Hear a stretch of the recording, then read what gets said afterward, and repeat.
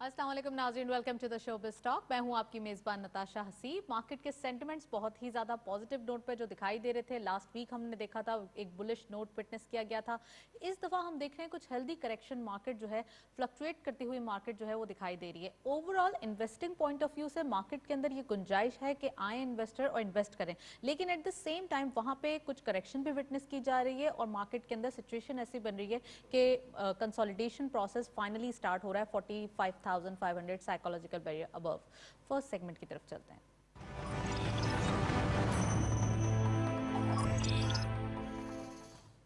According to market situation आज के दिन हम डिस्कस करेंगे PSX यानी कि पाकिस्तान स्टॉक एक्सचेंज के इंडेक्स को। Let's have a look on the report.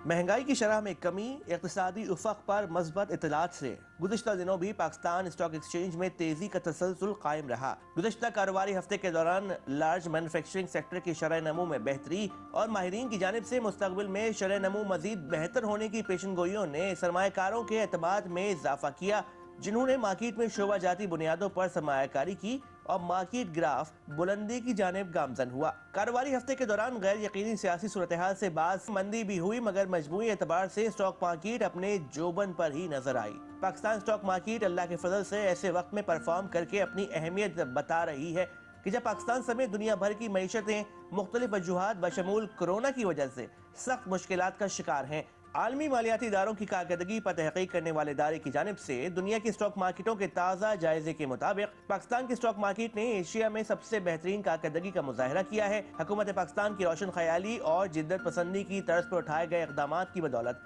Pakistan stock exchange frontier से इमर्जिंग मार्केट में दाखिल हो चुकी है। आदाद शुमार कहते हैं कि 100 इंडेक्स का कारकर्दगी की बुनियाद पर अव्वलीन नंबरों पर आना और साथ साथ इंडेक्स में गुज़श्ता अरसे की निस्बत बेपनाह इजाफा होना कामयाब हुकूमती पॉलिसीज की एक झलक है। सरमायाकारों की जानिब से मुनाफा बख्श कंपनीज के हिस्से की खरीदारी में दिलचस्पी के बायस स्टॉक एक्सचेंज के 100 इंडेक्स में काफी पॉइंट्स का इजाफा रिकॉर्ड किया गया। पाकिस्तानी मसनूआत के नए बरामदी ऑर्डर्स मौसूल होने से टेक्सटाइल सेक्टर की बढ़ती सरगर्मियों ने मार्केट पर मज़बूत असरात डाले। माहिरीन का ये भी कहना है कि स्टॉक मार्केट में तेजी की वजह वज़ीर-ए-आज़म की जानिब से कंस्ट्रक्शन पैकेज को एमनेस्टी स्कीम में तोसी देना, तरसीलात ज़र में इजाफा और मुल्क की मईशत के हवाले से सामने आने वाली मज़बूत खबरें शामिल हैं।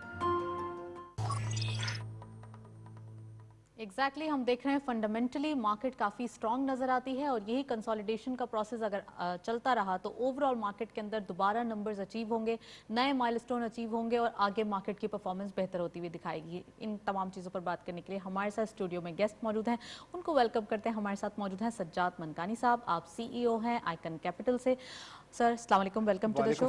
आपसे बात करने से पहले हमारे साथ ओवरकॉल अकील करीम डेडी साहब मौजूद हैं, उनको वेलकम करते हैं, चेयरमैन AKD ग्रुप। अस्सलाम वालेकुम sir, welcome to the show. वालेकुम अस्सलाम। सर सबसे पहले ये बताइए, मार्केट वापस फंडामेंटली ग्रोथ की तरफ आ रही है। कोविड के बाद कितना ज़्यादा चैलेंजिंग था ये तमाम चीज़ें, फिस्कल ईयर का पॉजिटिव नोट पे स्टार्ट होना, डिस्पाइट ऑफ के अभी भी सेकेंड वेव का जो फियर है वो मौजूद है। देखिए मैं आपको बता दूं, इसमें कोई शक नहीं है कोविड की वजह से मार्केट को थ्रेट थी, लेकिन मैं समझता हूं गवर्नमेंट ने इन सारी चीजों को बहुत अच्छा हैंडल किया, स्पेशली स्टेट बैंक ने। तो मैं समझता हूं कि जो कोविड का जो डर था वो तो निकल चुका है, लेकिन बहरहाल अभी भी वो थ्रेट्स अपनी जगह पे है। हम ये नहीं कहते वो खत्म हो चुकी है। ये मुझे लगता है 6 महीने से साल का टाइम है जिसमें ये प्रॉब्लम रहेगी।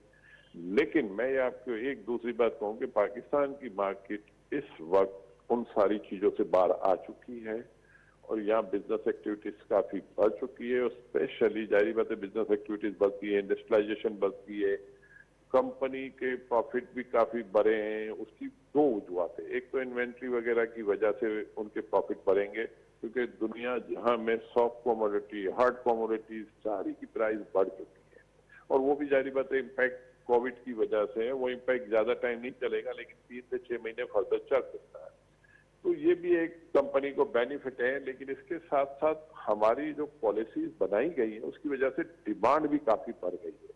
सबसे बड़ी बात है कि आपकी एक्सपोर्ट इंडस्ट्री परफॉर्म करना शुरू हो गई है। शुरू के अगर महीने आप उठा के देखें तो वो डिक्लाइन थे, लेकिन अगर आखिरी 3 महीने आप उठा के देखें तो वो जितना डिक्लाइन है वो सारा खत्म हो के हम काफी ज्यादा अच्छे नंबर्स हमने अचीव कर लिए हैं। मैं ये समझता हूँ कि पाकिस्तान में आगे किसी किस्म की भी मुझे कोई ऐसी मार्केट नहीं लग रही कि फिलहाल कोई हमें थ्रेट ज्यादा हो। मैं समझता हूँ कि मार्केट परफॉर्म करती रहेगी, कंपनी के रिजल्ट अच्छे आते जाएंगे और गवर्नमेंट को जाहिर बात है कि जब प्रॉफिटेबिलिटी बढ़ती है तो टैक्स देते हैं, तो टैक्स भी इनका बढ़ेगा टैक्स। राइट। तो मैं समझता हूँ गवर्नमेंट रेवेन्यू टारगेट भी अचीव कर लेगी। तो शुरू के साल में अगर हम देखें तो उनको बहुत चैलेंजेस थे और वो सारे फेस किए गवर्नमेंट ने और उससे बाहर अब निकल आई है और आगे भी मैं समझता हूँ कि परफॉर्मेंस रहेगी। और जो हमारे इस वक्त जो इशू मैक्सिमम जो इशू हमें आ सकता है तो रीपेमेंट का, तो उससे भी मैं समझता हूँ हमने बहुत अच्छी तरह हैंडल किया है, उससे भी हम बाहर आ चुके हैं। फिर रुपी जो आपका स्ट्रांग हो रहा है ये आपके लिए बहुत बड़ी खुशाइन बात है। तो रुपी का स्ट्रांग होना इन्वेस्टर को पाकिस्तान की तरफ लाने में बड़ी मददगार साबित होगा।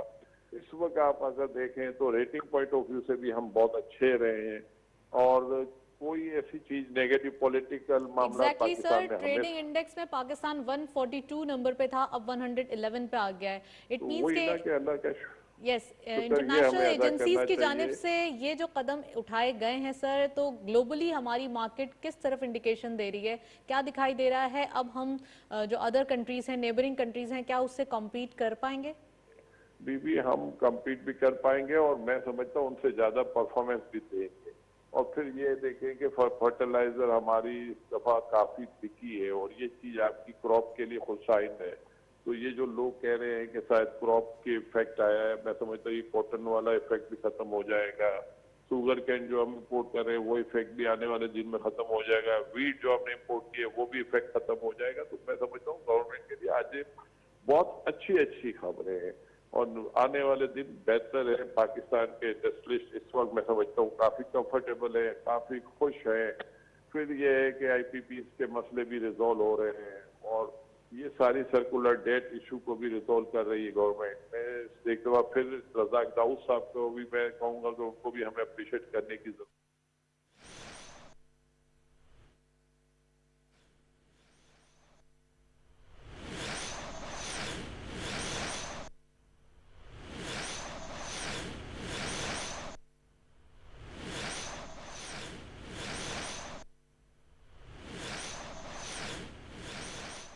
नाज़रीन, यहाँ आपको बताते चले पाकिस्तान का बैलिस्टिक मिसाइल शाहीन 3 का कामयाब तजुर्बा सामने आया है। आपको बताते चलें कि पाकिस्तान ने बैलिस्टिक मिसाइल शाहीन 3 का तजुर्बा किया है जो कि कामयाब रहा है। इसी हवाले से तफसीलात हासिल करने के लिए हमने जो है वो कॉन्टैक्ट किया अपने नुमाइंदे आसिम रिजवान को। आसिम, बताइएगा, मजीद तफसीलात से आगाह कीजिएगा। जी बिल्कुल, आज DGISPR major general Babar Iftikhar ने समाजी राब्ते की वेबसाइट ट्विटर पर अब से कुछ देर पहले ये बताया कि पाकिस्तान ने अपने बैलिस्टिक मिसाइल जो है शाहीन 3 उसका कामयाब तजुर्बा किया है। और ये जो बैलिस्टिक मिसाइल है ये 2750 किलोमीटर तक अपने हदफ को निशाना बनाने की सलाहियत रखता है और मार कर सकता है। शाहीन 3 की खूबसूरती ये है, इसकी क्वालिटी ये है कि ये जमीन से जमीन पर अपने हदफ को मार करने की सलाहियत का हामिल है। और आज जो तजुर्बा था उसका मकसद भी ये था कि इस वेपन सिस्टम के जो मुख्तलिफ पैरामीटर्स हैं, तकनीकी जो इसके पैरामीटर्स हैं उनको जो है रीवैलिडेट किया जा सके। और ये कामयाब तजुर्बा जो है ये बहीरा अरब में किया गया और जो chairman joint chief of staff committee हैं जनरल नदीम रजा, उन्होंने तजुर्बा जो है उसको देखा। इसके अलावा director general strategic plans division, commander army strategic forces command और चेयरमैन नेस्कॉम जो है वो, और इसके अलावा मुख्तलिफ साइंसदान और इंजीनियर्स जो हैं वो भी इस मौके पर मौजूद थे। वो सारी टीम जिन्होंने इस मिसाइल को बनाया और president of Pakistan, prime minister, chairman joint chief of staff committee और तीनों सर्विसेज चीफ जो है उन्होंने इस कामयाब मिसाइल के तजुर्बे के ऊपर इंजीनियर्स और साइंसदानों को मुबारकबाद भी दी है। ये यकीनन पाकिस्तान की दिफाई सलाहियत में एक बड़ा इजाफा है। हम अपने नाज़रीन को एक दफा फिर बताते चले कि पाकिस्तान ने अपने बैलिस्टिक मिसाइल शाहीन 3 का आज उसके जो मुख्तलिफ टेक्निकल एस्पेक्ट्स हैं, पैरामीटर्स हैं, उसको रीवैलिडेट करने के लिए बहीरा अरब में उसका तजुर्बा किया कामयाब। और ये जो मिसाइल है ये 2750 किलोमीटर तक मार करने की सलाहियत का हामिल है और जमीन से जमीन पर ये अपने हदफ को निशाना बना सकता है। Chairman joint chief of staff committee जो है जनरल नदीम रजा, उन्होंने इसका मुशाहिदा किया तजुर्बे का। इसके अलावा जो डीजी है स्ट्रेटेजिक प्लान्स डिवीजन, और फिर जो कमांडर है आर्मी स्ट्रेटेजिक फोर्सेस कमांड, सही। और जो चेयरमैन नेस्कॉम है वो भी इस मौके पर मौजूद थे। और इसके अलावा प्रेसिडेंट सदर जो है आरिफ अलवी, वज़ीर-ए-आज़म इमरान खान, तीनों सर्विसेज चीफ्स ने जो है वो बैलिस्टिक मिसाइल शाहीन 3 की जो टीम है उसके जो साइंसदान और इंजीनियर्स हैं जिन्होंने ये वेपन सिस्टम डेवलप किया है, उन्हें जो है वो मुबारकबाद दी है। उन्हें मुबारकबाद पेश की। बहुत शुक्रिया आसिम रिजवान, आप हमें तफसीलात से आगाह कर रहे थे। नाज़रीन, ये थी पीटीवी ताज़ा तरीन।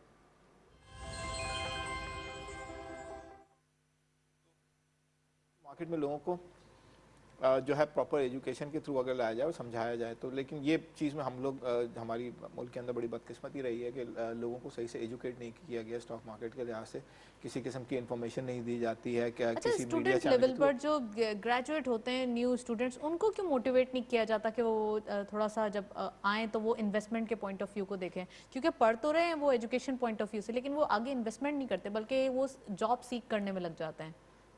नहीं, जॉब्स तो हर कोई सीख करता ही है। 90% लोग जो है 10% लोग होते हैं नहीं, जो तो एंटरप्रेन्योर भी तो एक ऑप्शन होता है। मैं कह रहा हूँ 10% एंटरप्रेन्योर होंगे, 90% वो 10% जो एंटरप्रेन्योर होते हैं उनके साथ एक फैमिली बैकग्राउंड होता है, राइट, ठीक है। और 90% लोग जो है पाकिस्तान में क्योंकि रिसोर्सेज की कमी है तो और एक ट्रेंड है हमेशा से, तो वो जॉब की तरफ ही लोग जाते हैं। रिस्क लेना जो है लोगों के लिए इतना आसान नहीं है, मुल्क में गुर्बत है।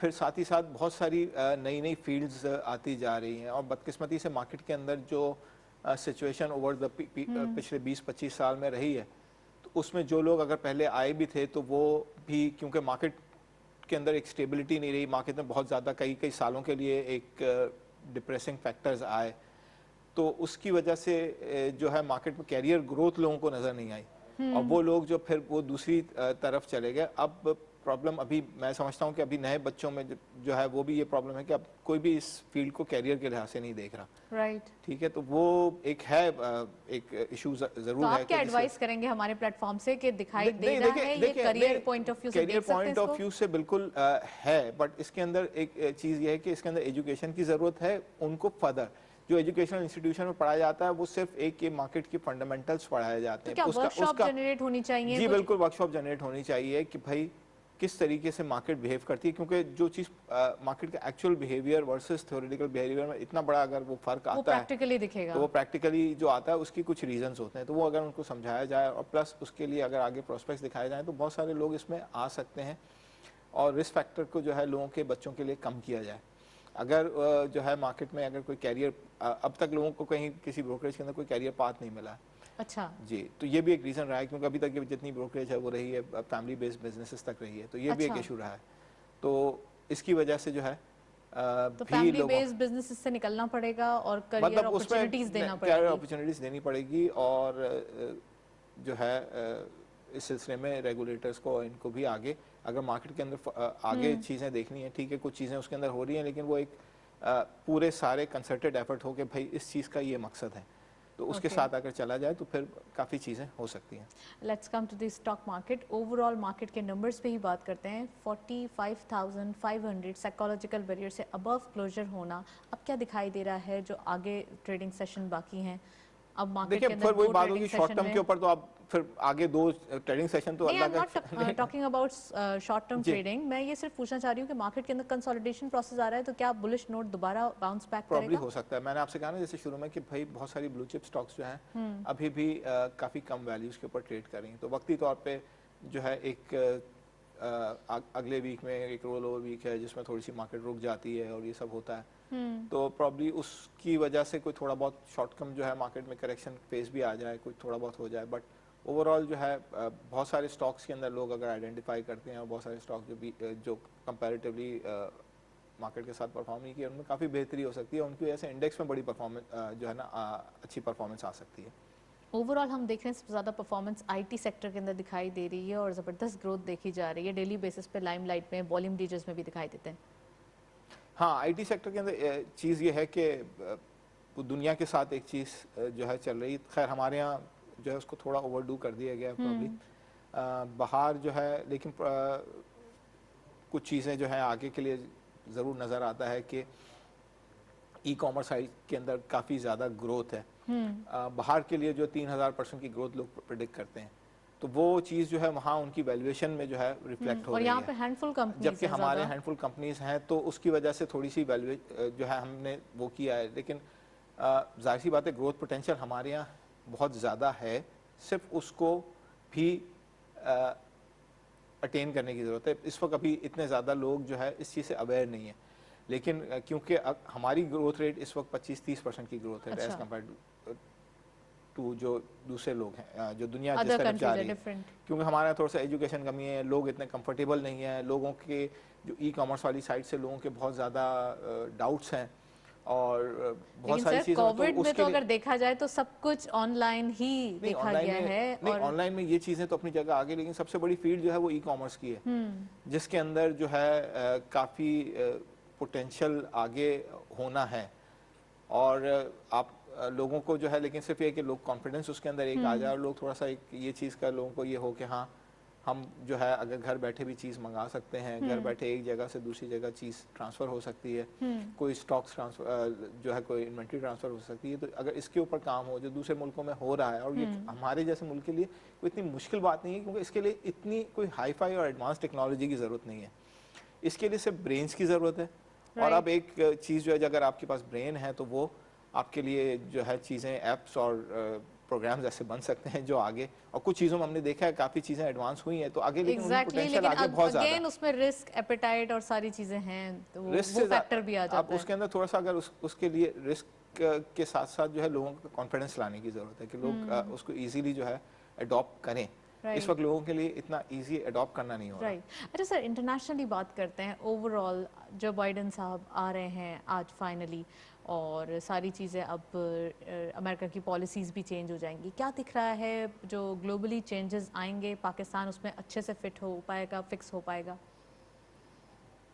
मेरा ख्याल है कि पाकिस्तान जो है दुनिया में जो चेंजेस आ रहे हैं उसके लिहाज से तो काफ़ी वास्ट चेंजेस हो रही हैं। मतलब सिर्फ अमेरिका के अंदर एक पॉलिटिकल चेंज नहीं है, बल्कि ओवरऑल दुनिया में फिर एक दुनिया का एक नया शायद प्रॉब्ली स्ट्रक्चर बनने जाता है। हमें नहीं पता वो क्या हो रहा है, लेकिन कि कुछ ना कुछ दुनिया में चेंजेस हम देख रहे हैं। एक तरफ कोविड भी है, कोविड अपनी जगह है, प्लस जो मिडल ईस्ट के अंदर जो सिचुएशन चेंज हुई है, इसी तरीके से चाइना का रोल जो बढ़ रहा है, ये सारी चीज़ें आगे जाके क्या फाइनल फेज लेंगी।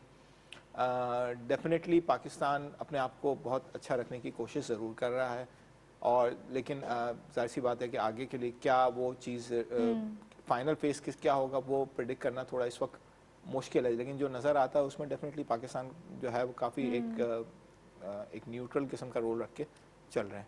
अच्छा, जो कोविड का चैलेंज था, अब वो दुनिया के लिए कितना ज़्यादा अब चैलेंजिंग दिखाई दे रहा है, या फिर ये जो सेकेंड स्पाइक है ये ख़त्म होते हुए दिखाई दे रही है? कुछ कंट्रीज़ में तो अभी भी ये पीक पे है। देखिए, कोविड का जो चैलेंज है वो इंशाल्लाह बेहतर हो जाएगा, स्पेशली अब वैक्सीन आ गई है। उसके बाद नंबर 1, नंबर 2, ये एक डिजीज़ है या बीमारी है जो खुद ब खुद उसके अगर वो वैसा नहीं होता तो वैसे ही उसके अंदर एक पेंडेमिक है जो हार्ट अटैक से भी जो है, अगर काफ़ी लोगों को अगर इस तरीके से देखा जाए, बहुत सारे लोग मुतासिर हो रहे हैं, लेकिन उसका एक पॉजिटिव ये है कि अगर बहुत ज़्यादा लोगों को अगर हो भी गया है और बहुत ज़्यादा लोग उससे इफेक्ट हो गए हैं, तो आपकी एक इम्यूनिटी डेवलप हो गई है। तो ये चीज़ इम्यूनिटी शायद अगर हम साल भर और निकल गया तो मे बी 6 महीने साल में ये चीज़ आगे ख़त्म भी हो जाए, क्योंकि कोई भी दुनिया की बीमारी हमने नहीं देखा कि कोई इतने ज़्यादा लंबे अरसे तक चलती है। और बाकी ये इंशाल्लाह वो उससे तो अल्लाह मियां खुद ही बेहतरी करेगा उसके अंदर। और अगर वैक्सीन प्रॉब्ली आती है तो वो भी एक अगर प्रिकॉशन जो है वैक्सीन का प्रिकॉशन लोग लेना शुरू करते हैं और वो अगर प्रॉपर असर करती है तो वो भी चीज़ आगे के लिए उसको रोक देगी बीमारी को। हमने देखा बहुत सारी बीमारियां रही हैं जो फिर वैक्सीन से क्योर हो गई हैं। इंटरनेशनली ही बात करें तो मैं ऑयल प्राइस के ऊपर आना चाहूँगी। ओवरऑल इंटरनेशनल ऑयल प्राइस पे काफ़ी जो है वो फ्लक्चुएट करते हुए या डिप्रेस होते हुए दिखाई दे रहे हैं। अब क्या दिखाई दे रहा है आने वाले दिनों में? It depends on consumption only, या फिर अभी भी कोई चीज़ है जो ऑयल प्राइस को बढ़ा सकती है? मेरा नहीं ख्याल कि अब ऑयल प्राइस के अंदर मज़ीद, क्योंकि ऑयल प्राइस काफ़ी रीएडजस्ट कर गई, ऊपर आ गई है अपने लो से। तो इस वक्त यहाँ पर मुझे ऑयल प्राइस के अंदर ज़्यादा कोई इतनी बड़ी बेहतरी होते हुए नज़र नहीं आ रही, क्योंकि आगे जो है जो ऑयल के जो फंडामेंटल्स हैं वो काफ़ी चेंज इस तरीके से हो रहे हैं कि आगे लोग जो ये प्राइसेस आई हैं उसकी वजह आगे डिमांड में जो ऑयल की डिमांड जो प्रेडिक्ट हो रही है वो काफ़ी कम हो रही है। ऑल दो कोविड की रिकवरी की वजह से लोग शॉर्ट टर्म जो है उसके अंदर जो है एक्सपेक्ट करते हैं कि भाई नई डिमांड आ जाएगी, बट द थिंग इज़ के जो टेक्नोलॉजिकल एडवांसेस आ रही हैं उसके अंदर ऑयल की दुनिया में जो एक अहमियत है वो ख़त्म होती जा रही है। तो ऑयल कोई, क्योंकि अब ऑल्टरनेट इतने ज़्यादा आ गए, जी इलेक्ट्रिक आ रहा है, सोलर पे लोग आ रहे हैं, विंड के अंदर आ रहे हैं, और ये सब चीज़ों के अंदर जाने की वजह से फिर इतनी ज़्यादा ऑयल की जो इन्वायरमेंट इशू की वजह से भी ऑयल के अंदर लोग उसको प्रेफर नहीं कर रहे, और ऑल्टरनेट जो है वो ज़्यादा बेहतर किस्म के ऑप्शंस दे रहे हैं लोगों को। तो दुनिया जो है मुझे लग रहा है कि 2 साल 3 साल वो ज़्यादा चीप भी होगा और ज़्यादा जो है वो सेफ भी होगा, इन्वायरमेंट फ्रेंडली भी होगा, जिसका इम्पैक्ट पॉजिटिव आ सकता है।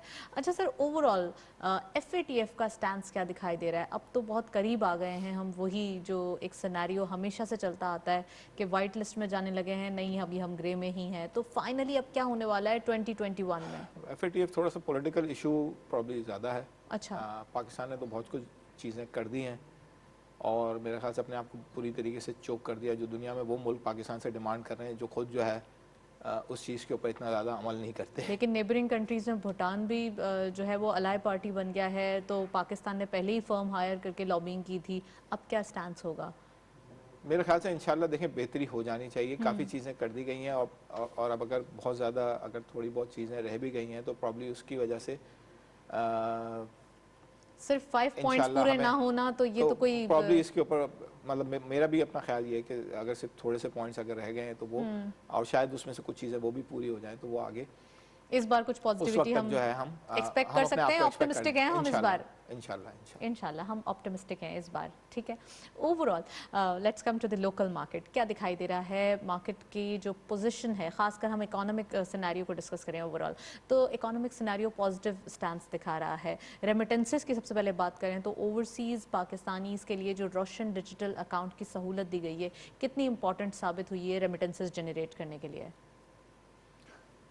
रेमिटेंसेस जनरेट करने के लिए थोड़ी बहुत तो वो बेहतरी आई है, लेकिन अभी भी उसके अंदर वो नंबर्स हमने सिग्निफिकेंट सर 3 मंथ्स में $1 मिलियन अबव जो है वो दिखाई दे रहे हैं, तो 1 मिलियन तकरीबन 1 मिलियन तो $1 बिलियन $1 बिलियन, हाँ अच्छा 1 बिलियन, तो 1 बिलियन सिग्निफिकेंट नंबर ज़रूर है, बट ये एक शॉर्ट टर्म जो है चीज़ है। रेगुलरली हमें जो है ओवरऑल इन्वेस्टमेंट को भी अट्रैक्ट करना है। ये नहीं करना कि हम रोशन डिजिटल अकाउंट के थ्रू जो है लोगों को एक उस पैसे को जो है लॉन्ग टर्म जो है किसी ऐसे इंस्ट्रूमेंट की लॉन्ग टर्म इन्वेस्टमेंट के अंदर लेके आए जो डायरेक्ट स्टॉक मार्केट में आने के बजाय वो पैसा जो है किसी इंडस्ट्री में लगे, वो ज़्यादा बेहतर होता है। राइट, ठीक है ना जी। अगर इतनी बड़ी इन्वेस्टमेंट होती है तो वो उस तरीके से उसको चैनलाइज करने की ज़रूरत है।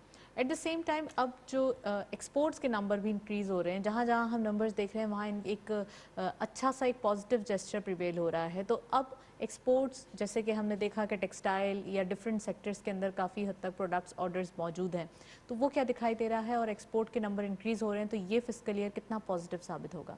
अब तक तो काफ़ी अच्छे हैं और इंशाल्लाह ये कंटिन्यू करेंगे, एटलीस्ट इस फिस्कल ईयर तक तो आपके एक्सपोर्ट नंबर अच्छे रहेंगे। अच्छा, और उसके बाद भी अगर हमने एडवांटेज लिया इस सिचुएशन का और अपने आप को इंटरनेशनल मार्केट के अंदर हमारे एक्सपोर्टर्स ने अपने आप को प्रूव कर दिया, तो पोटेंशियल पाकिस्तान के अंदर बहुत ज़्यादा है कि हम बहुत पहले पीछे रह गए थे और अब आगे जाने के लिए आपके पास बहुत रूम है।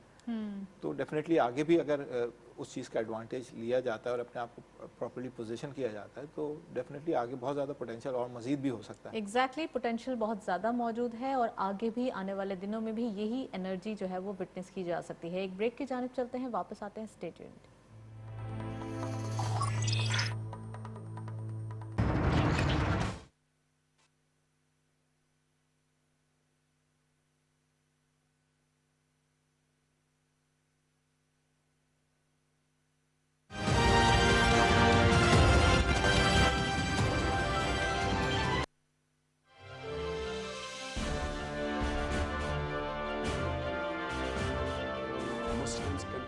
Targeted with impunity in many countries. Our shrines are being destroyed. Our Prophet Muhammad sallallahu alaihi wasallam insulted. The Holy Quran burnt. And all this in the name of freedom of speech. Incidents in Europe, including republication of blasphemous sketches by Charlie Hebdo, are recent examples. we stress that willful provocations and incitement to hate and violence must be universally outlawed. This assembly should declare an international day to combat Islamophobia and build a coalition to fight the scourge that splits humanity. The one country in the world today where I'm sad to say the state sponsors Islamophobia, and that is India. The reason behind this is the RSS ideology that unfortunately rules India today. This extremist ideology was founded in the 1920s. The RSS founding fathers were inspired by the Nazis. They believed that India is exclusively for Hindus and others are not equal citizens. The Hindutva ideology is said to marginalize almost 300 million human beings, Muslims, Christians, and Sikhs. This is unprecedented in history. As we all know that marginalization of human beings leads to their radicalization.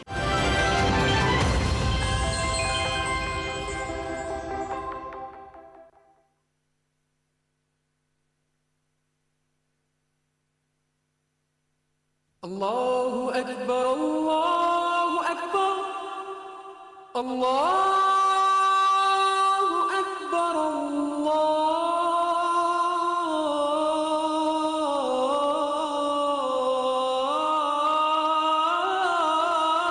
Akbar.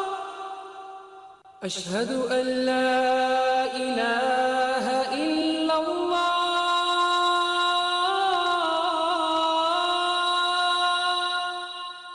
أشهد أن لا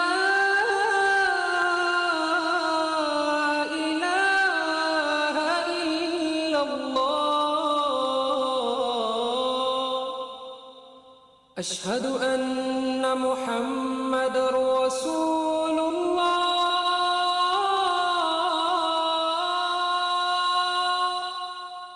أشهد أن محمد رسول الله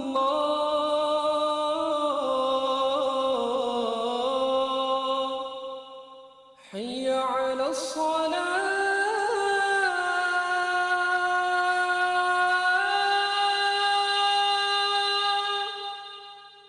حي على الصلاة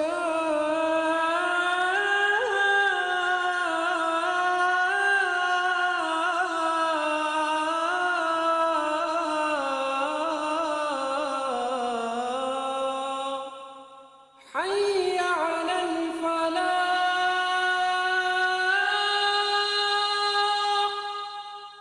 حي على الفلاح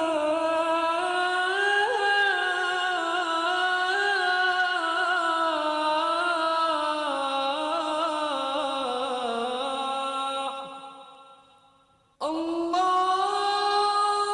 أكبر الله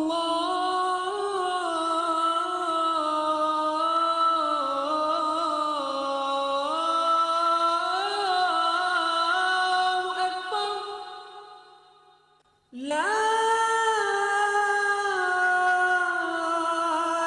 إله إلا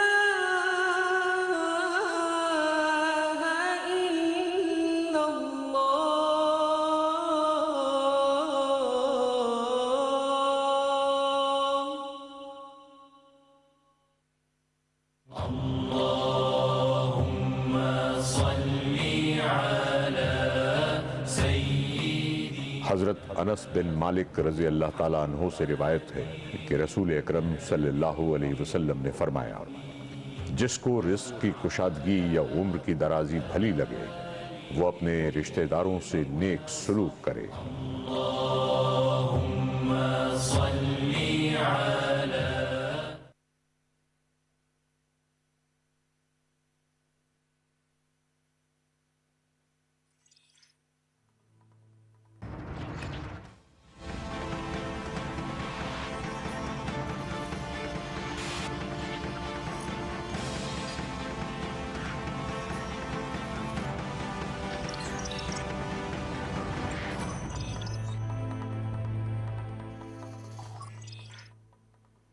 welcome back नाजरीन। Break से पहले हम बात कर रहे थे overall remittances के बारे में, ओवरऑल एक्सपोर्ट्स के नंबर्स के बारे में। सज्जाद मनकानी साहब हमारे साथ मौजूद हैं, उनसे मजीद बात करेंगे। सर, ओवरऑल जैसे जैसे एक्सपोर्ट्स के नंबर बढ़ते गए तो क्या दिखाई दे रहा है कि यहाँ पर ओवरऑल एम्प्लॉयमेंट जनरेट हो रहा है?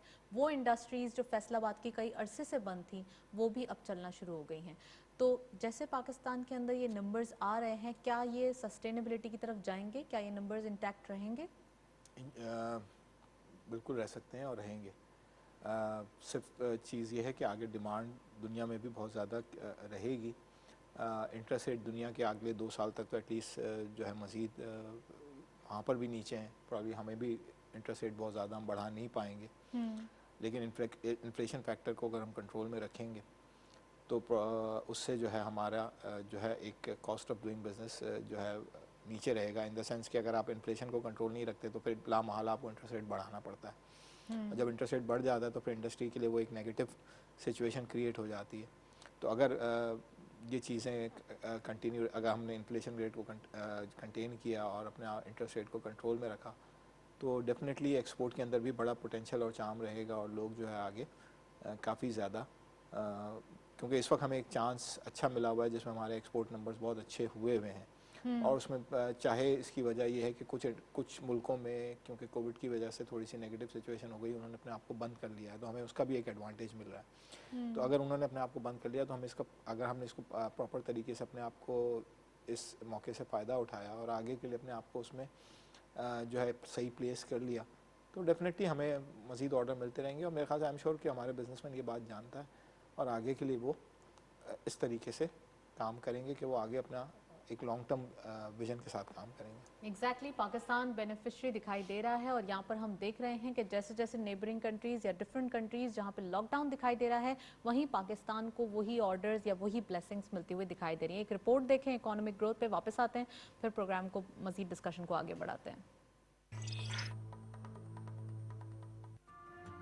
मुआशी तरक्की एक ऐसा अमल है कि जिसके तहत कोई भी मुल्क अपने ज़राए को भरपूर तरीके से इस तरह इस्तेमाल करता है जिसके नतीजे में मुल्क के अवाम की हकीकी आमदनी में इजाफा होता है। बदकिस्मती से मौजूदा हुकूमत को विरसे में बदतरीन मईशत मिली। मुआशी इस्तेहकाम के लिए हुकूमत को मुश्किल फैसले करने पड़े जिसके नतीजे में गैर मुल्की ज़र मुबादला के ज़खायर में इजाफे के साथ रुपए की कदर भी मुस्तहकम हुई, जबकि स्टॉक मार्केट ने भी खूब तरक्की हासिल की। मौजूदा हुकूमत में पाकिस्तान तेजी से तरक्की करती मईशत और सार्फिन की बेहतरीन मंडी बनकर उभरा। पाकिस्तान में इक़्तिसादी तरक्की गुज़िश्ता 8 साल की बुलंद तरीन शरह पर पहुंची। दहशतगर्दी में खातिर खा कमी के बायस गैर मुल्की सरमायाकारी में इजाफा हुआ। बरसर इक़्तिदार पाकिस्तान तहरीक इंसाफ मुतवस्सित तबके की जमात है जिसकी बेहतर पॉलिसीज से मुल्क में जमहूरियत को इस्तेहकाम मिला।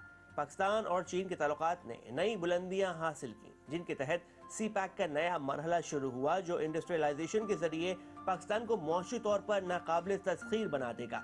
इस मजबूत पाक चीन पार्टनरशिप के साथ ही दिफाई हवाले से भी नए मैदान सामने आए।